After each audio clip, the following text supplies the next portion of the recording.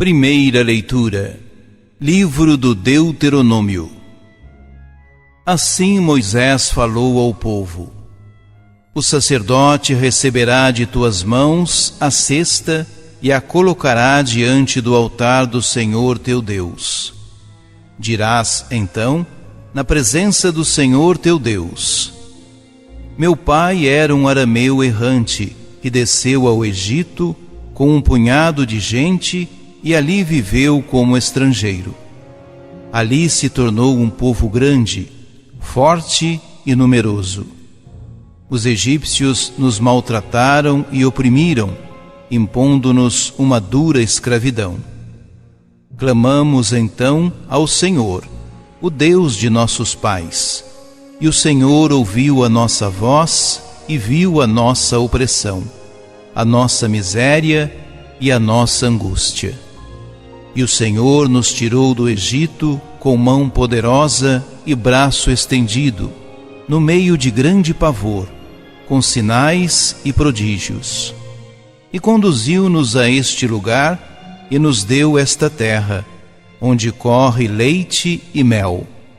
Por isso, agora trago os primeiros frutos da terra que tu me deste, Senhor.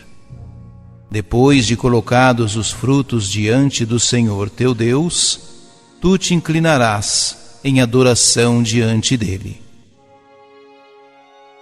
Palavra do Senhor.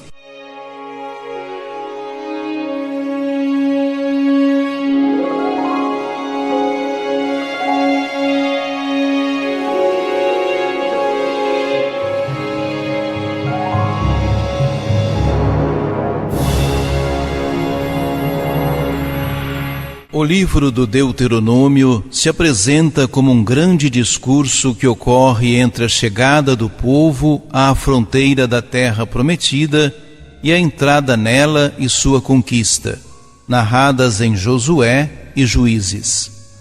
É uma despedida de Moisés, com teor de recordação do passado e exortação para o presente. O trecho da liturgia deste domingo se situa em uma dessas recomendações de Moisés para quando o povo entrar na terra prometida. Da mesma forma que os primogênitos humanos e animais pertencem a Deus, as primícias do solo devem ser oferecidas ao Senhor. A leitura narra como deve ser essa oferta na nova terra. O sacerdote se responsabilizará por receber do povo para levar até o altar do Senhor.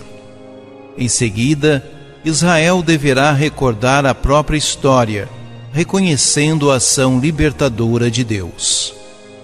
Os versículos 5 a 9 resumem os feitos de Deus no passado, com destaque à libertação da escravidão do Egito.